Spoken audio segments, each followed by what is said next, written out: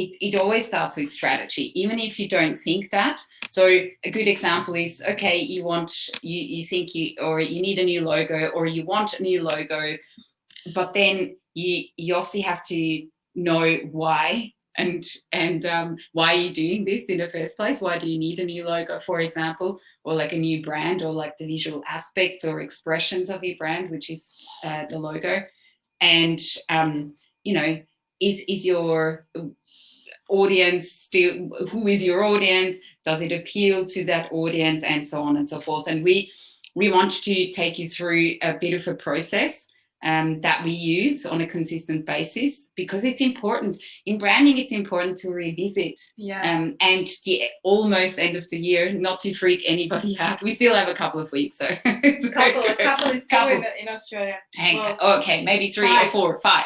Yeah, for most people, for most business owners, we've got a few weeks left of the 2020, which has been a very interesting year for everyone. So anyway, so we thought, let's make this a little bit fun, and we also want to share with you real life examples that hopefully you can take some sums away with you. So yeah, absolutely. And as Julia mentioned, so we are now also live on Facebook here, and this is our last PJ party for 2020. It feels like, wow, I can't believe it. How can this be the last one already? And we are both super excited. We are not wearing our PJs today because we're actually at the office, and I forgot to bring my PJ. I don't have a summer PJ. It's very hot here in Sydney. I would sleep in this. Like I probably would actually sleep in this. So kind of a pajama. Maybe you're in your PJs. Hopefully. Hopefully. And if you want to engage with us and say hello, we can use the chat function here on Zoom. So just say hi and drop in and ask questions as we go along. And what we'll do now is we'll take you through a framework first, and then after we'll share the screen, so you'll see the slides a lot closer, because we have a few case studies that we're going to share with you. So feel free to say hi, drop in, say where you're coming in from. I know we have people from all around the world here tuning in. Some are our members, some are future members and past members. So really happy to have people from all around the world here. And so let's dig into the first frameworks here. Let's see if this is working. Here we go. Yes, it is. So the first reason why we're running this session here, also as the last session of the year, great timing, is to again rethink and revisit your entire brand strategy and maybe refresh some of your branding elements to be relevant. And as you know, Julia will probably share more of too. We are working with so many brands at the moment in the business hood. Julia runs the business hood, and pretty much all of them are working hard to stay relevant now, as more and more people are changing their buying behavior and buying online, shopping online, and looking at businesses online. A lot of businesses that we work with now, they want to and need to stay relevant. So that's something that is really a good timing to do that right now. Mm-hmm. And again, I know I'm banging on about this end of the year, but for us it is we always take stock. Everybody takes stock, and for some obviously it's a bit more busy, for others maybe not so much, or like there is a gap. So this is a great time, and these are actually fun exercises. I personally find them fun. Maybe I'm a nerd when it comes to branding and strategy, but yeah, like for us these are just proven frameworks that we use on a regular basis, and they really help with that strategic thinking before you start designing anything, really. So for us, it really all starts with your customer journey. And we mention that a lot, and people who have heard us talking about it at Basic Bananas, we talk a lot about the customer journey. And what that really essentially means is think of every single touch point that any of your customers has with your brand. So every little interaction that any of your potential or already customers has when it comes to your brand. And a great exercise is actually just to map that out, because I'm a visual creature. Some are maybe not so much, but it's good to have like a reminder, and you can add to that. There's a ton of books that write about the customer journey. Essentially, you can even have a quick look into one of those branding books, but it's not necessary. You can just draw this up yourself. You can either do that just, you know, as a list, or you can even, you know, maybe do it in circles or whatever, whichever way pleases you visually. Yeah. I might quickly show you how I like to do it here. And so let's see if that you can see this on the screen here. Yeah. So a really easy, smart way to do it is to just draw a line here and then think about here is your customer. And your customer has an idea that a need, for example, they have a need or a desire to solve a problem, or they have a frustration because they have a challenge that you can solve with your business. So they know that they need something. Then think about what are all the different touch points on your journey for a customer until they decide to work with you. So think about all the possible scenarios. So that could be you have a website, so that's one of your touch points. You also do emails, so your email signature is a touch point. You also maybe have a phone, so your phone could be your phone answering message is a touch point. Maybe you do proposals. Maybe you have also pitches to people, so maybe you do pitch. Maybe you use social media. So maybe you get reviews, etc. on LinkedIn. And so just map out anything that comes to mind, and we'll give you a list. Actually, we have a list here too. Mm-hmm. There we go. That's obviously not a full list, but what you've mentioned already a few, and obviously because so these are some of them are visual aspects. Obviously, you know, most of them actually when you think strategically about brand, then there are visual aspects. But as Franziska said, it's also the audible. Is that how we say it? I think, you know, or like any auditory maybe. Auditory. Yeah. Sorry. All of those interactions really matter, because if you, and I think we've mentioned that before, but just a really quick example, if you are a brand and your identity, let's use Space Bananas as an example, and your part of your brand identity is being fun, and simple, not complicated. So if somebody picks up the phone or the answering machine says something very standard or dry, then that's probably the wrong approach, or would be the wrong approach for us. But that approach might work really well for a law firm, right? Because they need to portray themselves that way. So that's also part of your brand identity, and that's the intangible parts of your brand, right? Just to make that distinction clear. And yes, you can, you know, part of that is it also comes down to what, you know, maybe even your business name. Yeah, absolutely. So here behind us, you can see a list of different touch points. So maybe take a screenshot of that if you want. And also I can see here, oh, I'm so sorry. So the chat, it says the chat is disabled. Sorry, that must have been a function when I started, but the Q&A is working here. So I can see a whole bunch of comments here in the Q&A. So good to have you here. David, Margaret, awesome, thanks. So for any questions and saying hi and letting us know where you're coming in from, use the Q&A, not the chat. The chat doesn't seem to be working today.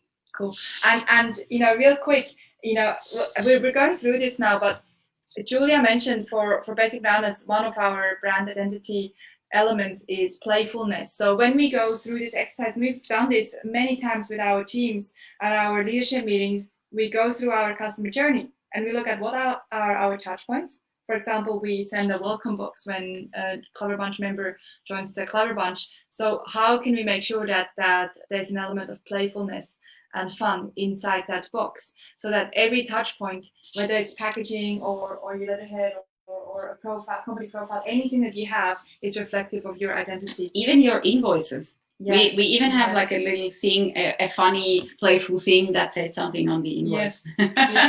Yeah, exactly. If you have received an invoice from us, you would know what it is. And if you haven't received an invoice, maybe you should receive one.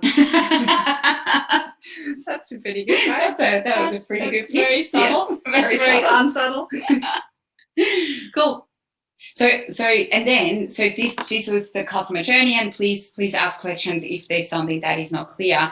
So, but that's really the first step in this whole strategic approach to branding and communications.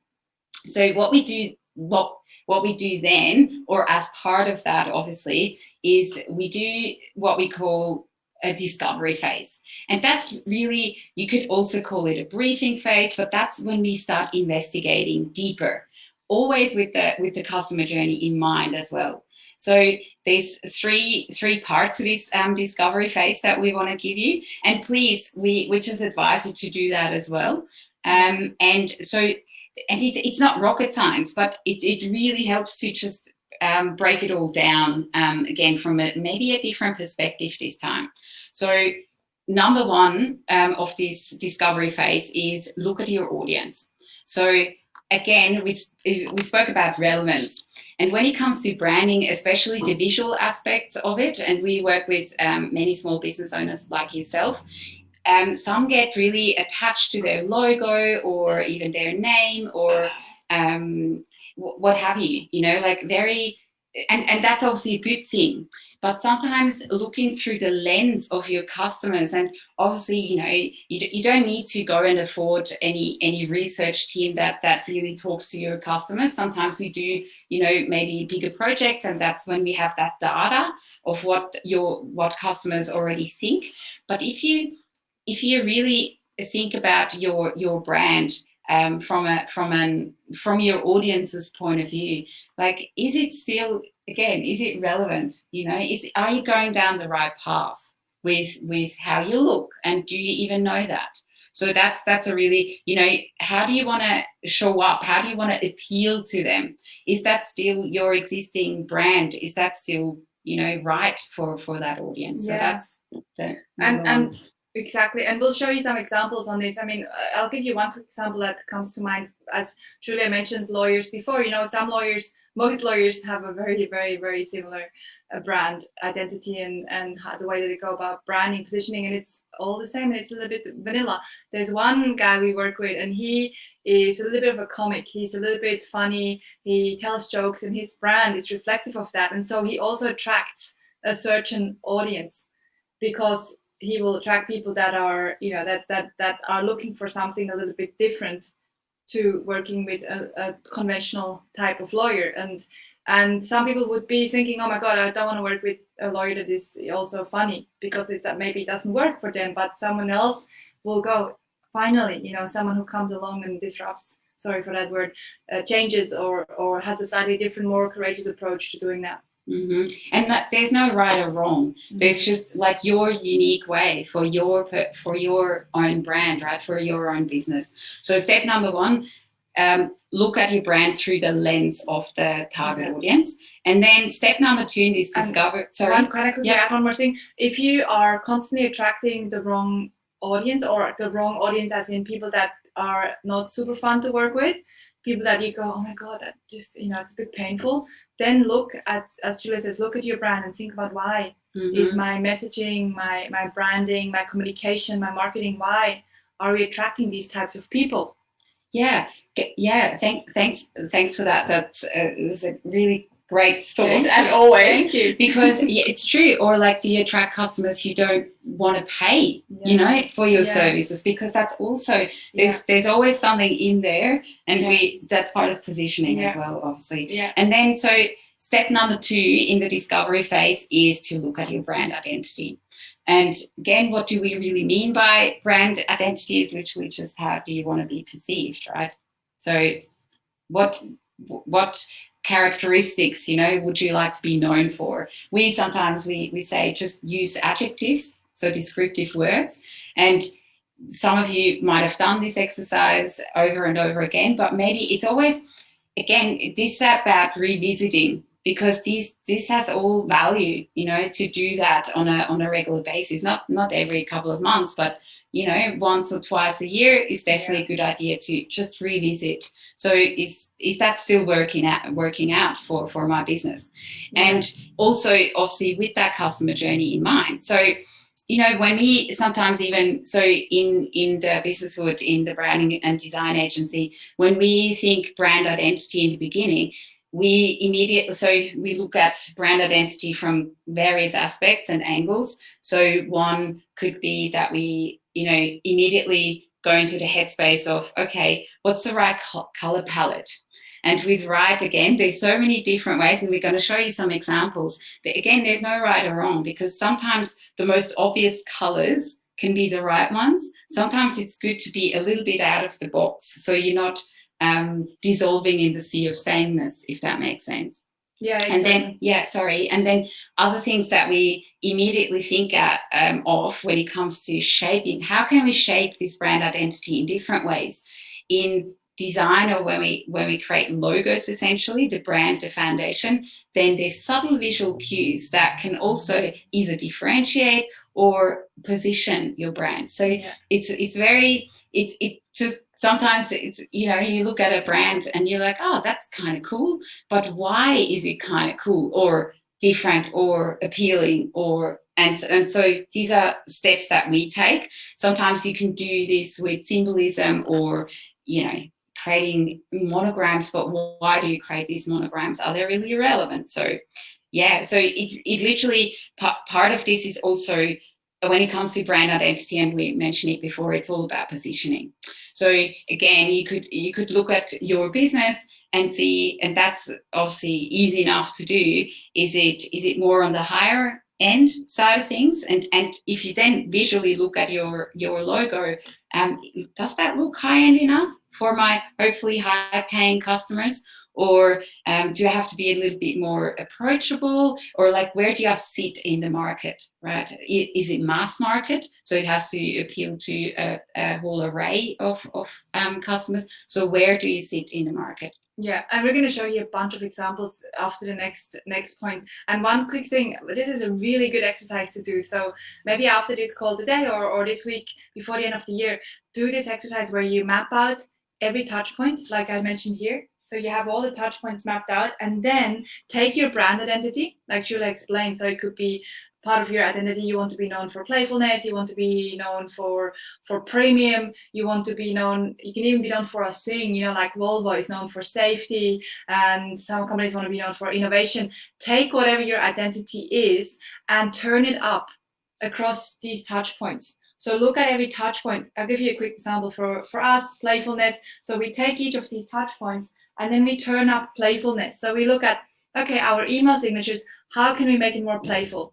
Our phone answering machine, what is it called? Yeah, phone answering, I think. How can we make the message more playful? How can we make our packaging, when people receive gifts from us, when they join as members, how can we make that more playful? So do that as an exercise. It's a really, really, really, really good exercise to do, and then just start implementing each of these points. It doesn't have to be all at once, of course. So just over time. Yeah, absolutely. Because what do we want to achieve with this? We want to wow the customers, right? And we want to create trust, and that is done on a consistent basis. And I think part of also the customer journey exercise is just also to see, are you consistent? Are you consistent with how you want to be perceived? Yeah, good point. And then the third one. Cool. And the third one is differentiation. And this is literally just to say, how can you stand out? Again, markets are crowded, always have been, but you don't have to worry about this if you have great branding, and if you can differentiate yourself. So you can differentiate yourself through various ways. You could stand out or differentiate yourself through bold design, for example, or maybe it's pricing for you, or maybe it is you have certain extras, that what we call extras, that make you really different. Maybe it's like very specialized offerings that nobody else has, or funny, or not funny, like policies that you have in place.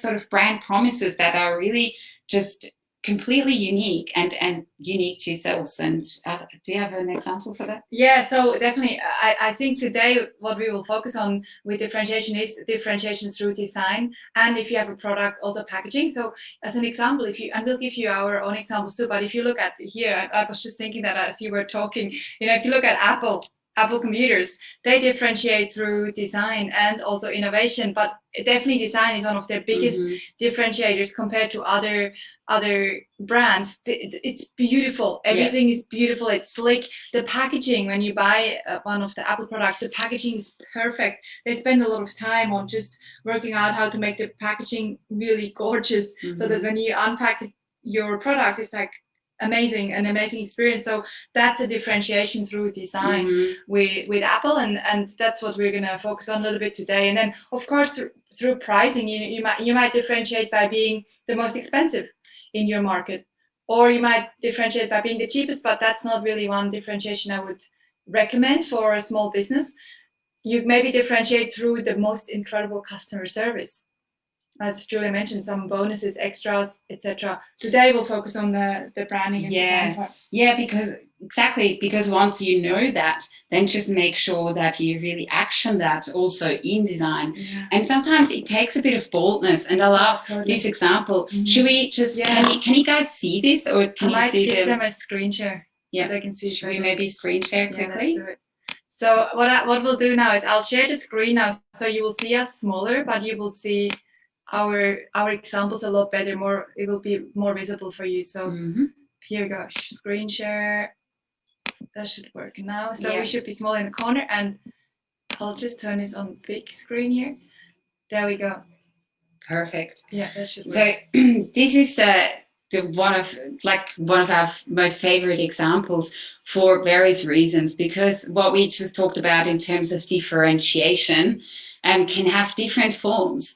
And this is a business called The Good Kick, and it is a coffee subscription business.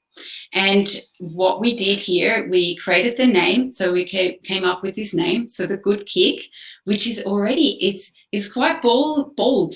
I wanted to use another word, but it's not that time yet. Correct. So courageous. So it's quite not out there. It's very positive, but it's definitely, you could choose a name called ABC's Coffee Subscription, right? La la la, and that's very meh. Everybody calls themselves coffee subscriptors or something. It's just way more character. It has way more character. So our thinking in this project was really to create a unique name, because this space is so crowded. So many subscription business, and it's smart. It's a smart way to, like, a subscription business is a smart way, especially now, and throughout this interesting year that we've seen more and more subscription businesses pop up in various different industries. But you have to make sure that you really, really stand out and are a bit different. So again, here for The Good Kick, we chose a really unique name, and then we went with a very bold design. Sort of what we wanted to create was something that is still sophisticated, however, but approachable. So this was the gap that we tried to, and we believe we filled, as in combining, those two elements, the high end, but versus approachable. So the good is still a bit playful. These two coffee beans as part of the name, they're a bit wiggly. So, and they look happy. And also, very exclusive but attainable, essentially. And what we also, because these are Australian coffee roasters, so what we also, and that's now differentiation through colour. So what we also wanted to achieve, we really wanted to make sure that we use an Australian colour in the mix. And I know that's very subtle, but it has relevance, because we use this ochre sort of reddish tone to reflect the red earth of Australia. And that is really the combination of different things that we put together into this design. And that's part of shaping their brand identity. And what's cool about this is you obviously see on the, so on the left-hand side is the logo, and then there's packaging, but that also will come in a box. Yeah, so you can open that box, and we're super excited because we're hopefully going to, pretty sure we're going to design that stage as well. So that's also going to be good fun. So, but again, it's about the whole experience. Exactly. And did you explain the full stop already? The full stop, just as a really quick visual cue, that just amplifies. So that's a sort, what we call a cue, or a visual cue, to amplify the kick, right? The good kick. It kind of gives you that oomph, like that. So that's another just style element that we use sometimes in branding. And then the next one that we want to share with you is, you can see it on the screen, it's called GT Medical. So these are distributors of medical equipment and of vitamins in the Saudi Arabia. And so they bring in, you know, international brands into Saudi Arabia and distribute them. And we have done a lot of strategy work with the whole team as well, and it's been amazing. But so in terms of showing you what we mean by differentiation here is what came out of these sessions and the discovery phase, essentially. So phase number one, right, looking at the audience, looking at the brand identity, and so on and so forth, was really, for them, it was all about, and you can read it even there, it was all about advancing humanity. And they really meant that. It wasn't just a line that they came up with or we came up with. It was really close to their hearts to help people. And so they're also very scientific, in their approach. So they've got really high-end facilities, like super techie, research centers, right? So incredible tech that goes and high tech stuff that goes into their processes and their products and so on and so forth that they themselves also distribute. But for us, it was really important to really make sure that we show humans, and you can see it there a little bit. So we used these swishes from the logo, which is actually, they are part of the DNA. So these are 2 DNA strands, and we just weaved in as much of humanity as possible.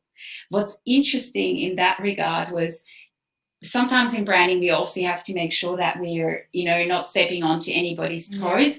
So we had to be really mindful of what portion of Saudi Arabian people do we show, and, you know, which ones are the right ones. So of course that was just a discovery in itself, together with our customers, and that worked really brilliantly, because we wanted to showcase a whole array of humans.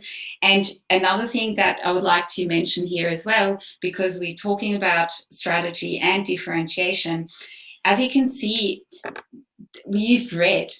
And for most medical brands, if you think about it, what comes to mind first? It's, yes, a lot of white, but also blue. So blue is because it creates trust, and that goes into color psychology, excuse me. So it creates trust and so on and so forth. And it's just overused in the medical space. So we made that move in just staying in with the red, but we had to use it as an accent, so as not to be too aggressive in the approach, because again, we want to obviously really better the health of humanity, or the customer wants to do that. And it was also interesting in the journey, we had to be mindful, again, you know, of different cultures. So as a global agency, because we, you know, there is no, the universal sign for health is a cross, right, in the Western world, or in most of the Western civilization. And in their country or in that space, it's just not, you can't use it, for example. So these are just, some of the elements that we use here. And just one thing for you here on this case study to consider is, think about your purpose again right now. Think about, what is your core of your business? Why are you doing what you're doing? And then see if you potentially can use that core idea, that sort of core pillar, if you know, for the lack of a better word, to then put that across everything you do. Like Julia mentioned here, it's all about advancing humanity. So how can we put that human element into everything we do? Because before, their whole collateral was a lot more scientific, as Julia mentioned, which was less appealing to the end customer and to the companies that they work with in Australia, America, etc. Cool. Carolyn McKenzie, there we go. I wonder if she's on the call today. Yes. So we talked about lawyers, right? And funny enough, as you can see, yes, there's blue. Again, we know blue. Most of you probably know that. You know, blue is used, in terms of color psychology a lot when it comes to creating trust and so on and so forth. So that's why we use the blue, but we mix it up with a very happy and bright yellow. And that's not often done. Usually you see grey and blues together when it comes to law firms. And yeah, for her, because she has also a little bit of a different business model. For her, it is, you guessed it, everything your family needs. Everything your family needs. So obviously here the positioning is very clear also through the tagline, because she's a family lawyer and she also wants to do things differently. She's going to have a kids room. She's actually in the making, they're painting the walls. It looks amazing. So why we also, another style element that we used next to just the color yellow and blue, we also used a script font. So this flowy font that you see for Caroline, that's actually not used at all a lot with lawyers, because it's, yeah, you see my hand movement. It's all in the box, and she's a bit outside of the box, and she wants to create that very approachable. So when we use script fonts, usually that's a very personal sort of way of communicating with your audience. So sometimes coaches use maybe a mix of script fonts and so on and so forth. Again, there's no right or wrong, but in this instance, we used it for those purposes. So exactly. Color, differentiation, font, and yeah. And for you, again, on this slide, an action for you to take is to see if you already have a tagline. So Carolyn McKenzie Legal, her tagline is everything your family needs. It's very straight up. You know exactly when you see this who she's targeting, families, and you know from the name what it is, lawyers. So for yourself, I can't say this. I was pronouncing it wrong now. Your business, yourself. For yourself, think about for your tagline. How can you make your tagline reflect what your business is all about? Can you maybe give it a little bit of a booster, a bit of a refreshment? And then the next one, Gungalia. Yeah, this is really beautiful. That is a really just beautiful humans as well. And what we did here was we really want to work with our customers on, in a partnership. So when we first talked to them, we figured out that Gungalia, is a first aid training business, essentially, and so they told, and they also have so they started, I think, with dive instructors and doing training with them in terms of first aid, and they're super passionate about diving. Both of the founders. And they already had a turtle in their logo, but it looked very outdated, and so we said, you know what? It's actually, sometimes it's beautiful to play with the heritage of a brand. So if something is so relevant in the business's journey, like the bananas for basic bananas, right? Then why not? You don't have to rethink the wheel, just make it more relevant in terms of design, so you talk to your relevant audience, right? And more modern. And more modern. A little bit outdated. It was completely outdated. And then, funny enough, we spoke about this universal sign for health, right, and aid. So in this instance, since it's an Western business model or business, Australian, and we were able to use as a visual cue the little cross as instead of the dot of the I in Gungalia, and we used a little red cross, so it's immediately known, hey, it's for, first aid and safety. So we kept the turtle because it's part of the brand's heritage. So that's also a really clever way of setting yourselves apart from probably more sort of drier approaches to first aid. Exactly. Yeah.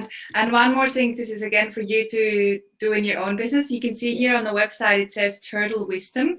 So play with language too. So your identity, your touch points here we mentioned in the beginning, you can also use these and play with them through languaging. So rather than calling it a blog on their website, we call it Turtle Wisdom because it ties into their brand and the playfulness of it. So again, play with that for your own website or for your own languaging. How can you create your own language reflecting your brand? This is a really good exercise to do also. And this one is one of our favorite ones. Yes, it is for various reasons. So Sagas is a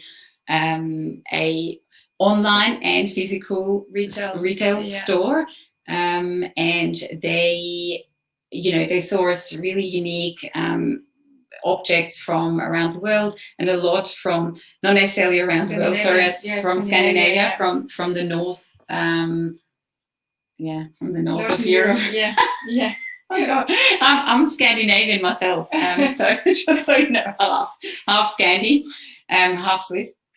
And so we wanted to, again, play with a little bit. So what we came up first with, I have to start with that first, was also with the name. So sagas means...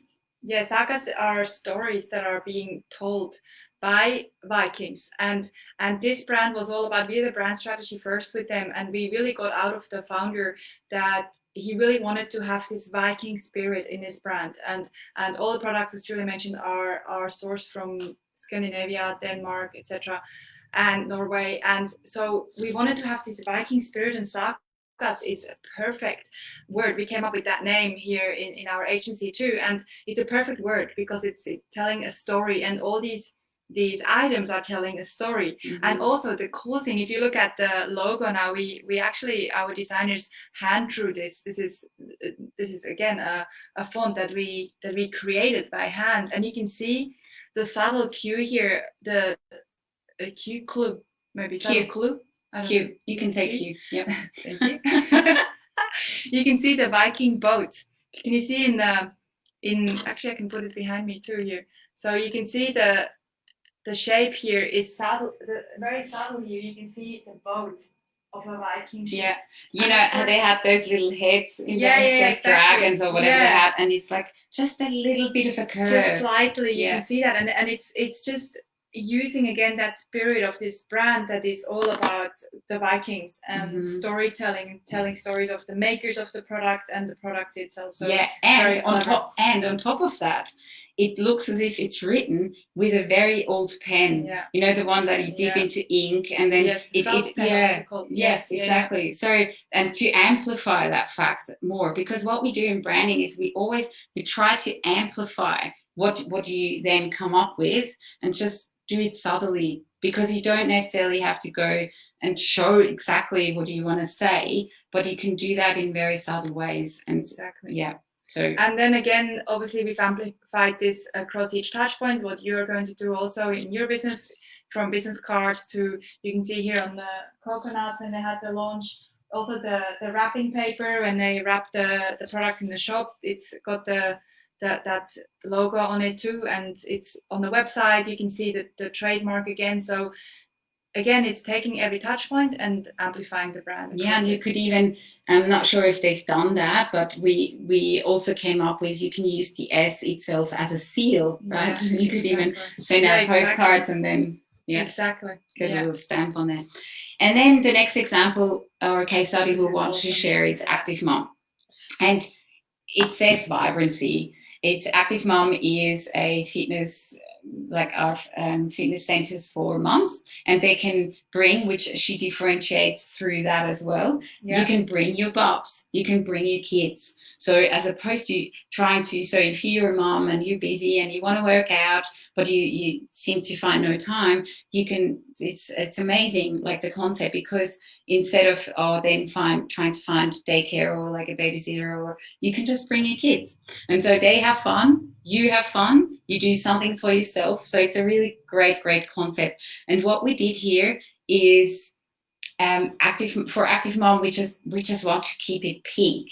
You know, and what I said before, in terms of colors, sometimes the most obvious color is the right choice. Not always. You can't go, you know, so you always have to break it up. So we used a little bit of white and a little bit of black just to break it up, a little bit of light gray. But in terms of the main color accent, again, that was pink. And it is relevant. And it says vibrancy, it says being dynamic and strong. And what we also created, and we also did a brand strategy session, we created those I am statements. So you probably can see it there. So I am, I'm healthy, I'm strong, I'm happy. So very motivational statements that we came up with. And then we created this whole feature wall of those statements. I'm fit, I'm unstoppable. And these are that's part of now the studios. So, which is super motivational again. And it just says what these brand also stands for. You know, the founder herself, she's super energetic, and this branding reflects exactly how she's teaching, who she wants to attract, who she wants to work with, and invite into her spaces. So yeah, so definitely differentiation through color and messaging, languaging, and yeah, at every touch point. And real quick, you know, the I am statements, that's not something new. We didn't create that concept. But what's really cool here is that the name is Active Mom. That's am, obviously. Active Mom. I am an active mom. So that's why it's really clever. And yes, this one is very awesome. So the next, I think we have 2 more for you guys. Yeah, three quick ones. Okay. Yeah. So Dawn Socks is a sock subscription business. That's a bit of a tongue twister, but I said it. And another subscription business. They're going really well. And we had a strategy session with them, a brand strategy session, and we came up with the name. Again, I love the name. Yeah, I love the name too.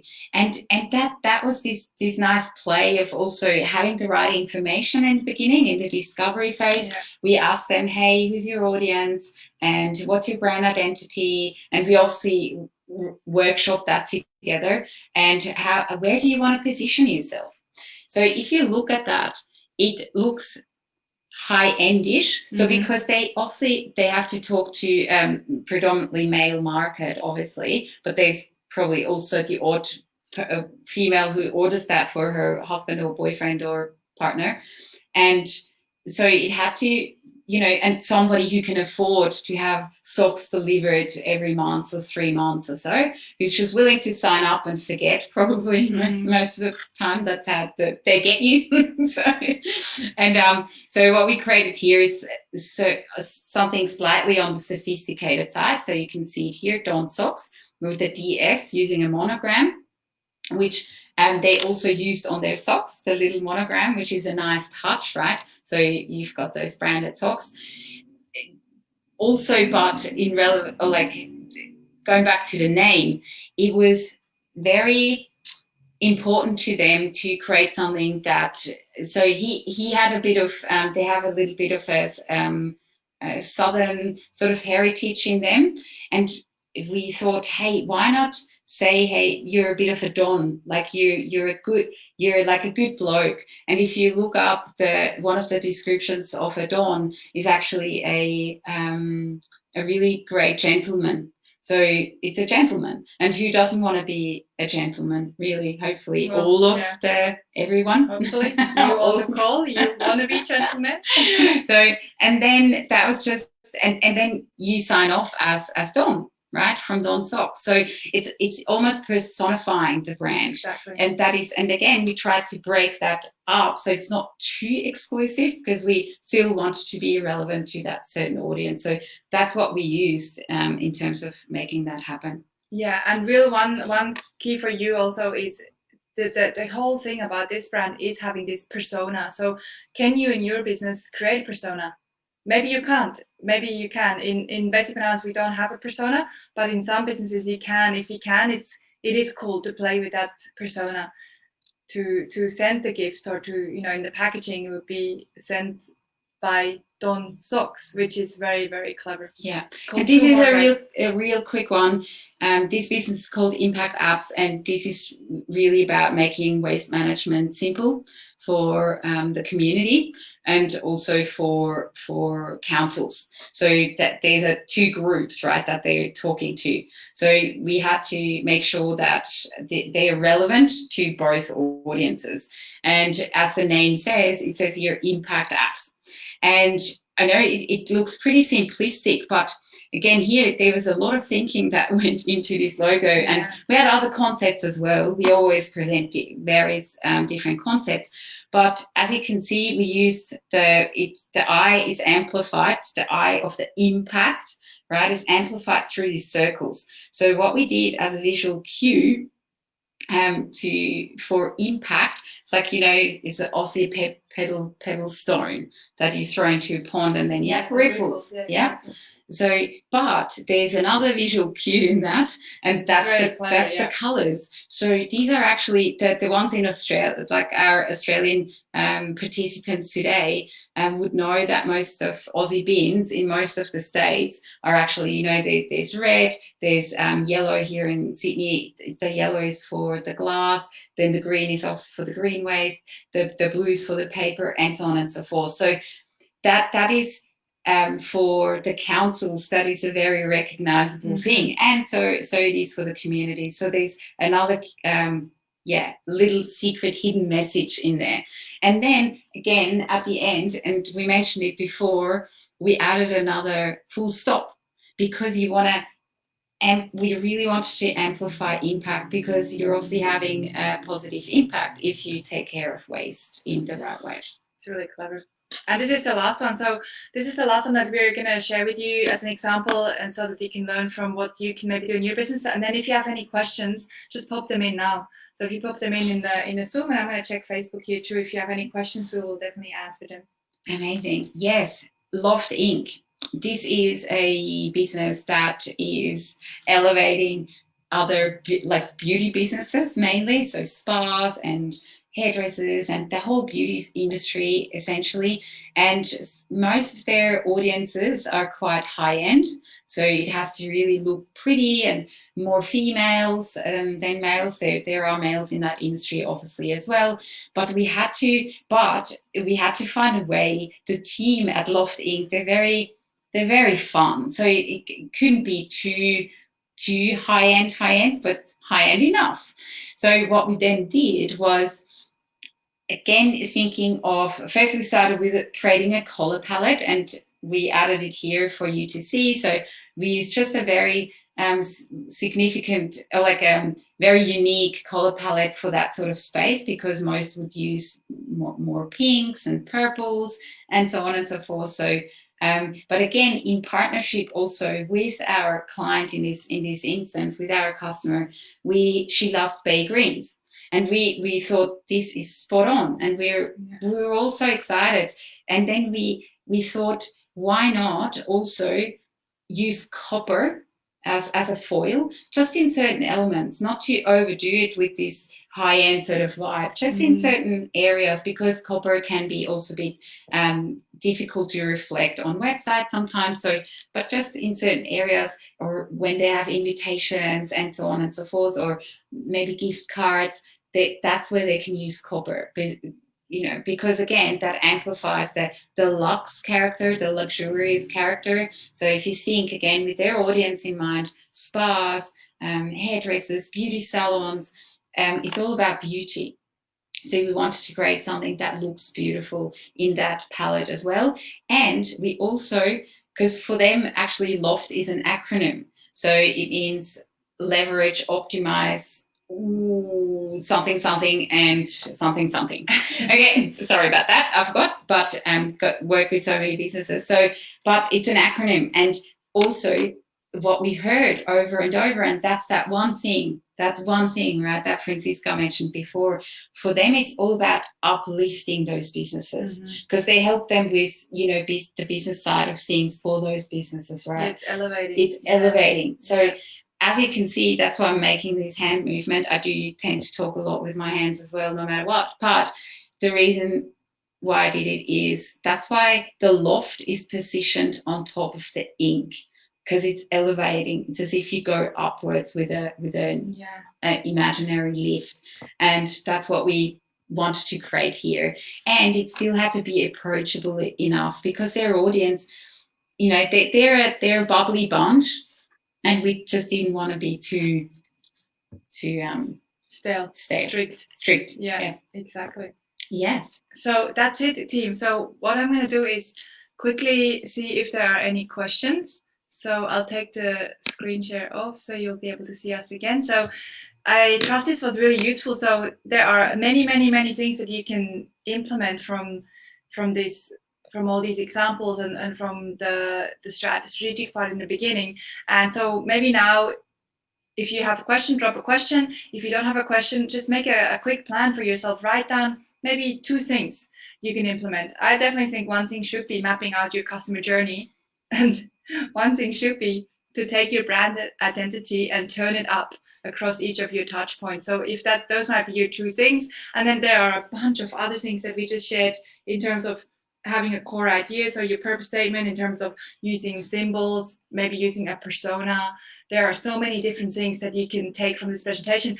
Because this was so jam-packed, you're totally welcome to also go back to on our Facebook page. This session is live on there now, so you can actually watch it again. So if you want to scroll back and you go, oh, what other things should I do here? You can go to the Facebook Basic Bananas Facebook page, and this video will be there now. Yeah. And Margaret says, this was really fascinating. Thank you so much, Julia and Franziska. Lots to think about. I'm so happy to hear that. Thank you so much, Margaret. It is fascinating, right? Branding is, we are both so obsessed with branding. So for us, we could talk about this all day long, and we talk about this all day long. But it is, I think, for someone who doesn't work in branding, it is very fascinating. That's a really great word to say. And Anita says, a really great session. Thank you so much. Thank you so much, Anita. Welcome. And exactly what I was going to ask, if it was possible to watch it again. Yeah, definitely. Just go to the Facebook page, Basic Bananas Marketing Mentoring, and it will be there now forever after. Joanna says, thanks, ladies. So good to have you. And of course, if anyone needs help with any of this stuff, you just drop us an email. You can just email studio@basicbananas.com. So if you want us to help you with your brand strategy, or if you already have a strategy, you can get us to look over it. Or if you want us to do any of your implementation, like the logo or website or anything like that, just drop us an email, and you can just email studio@basicbananas.com.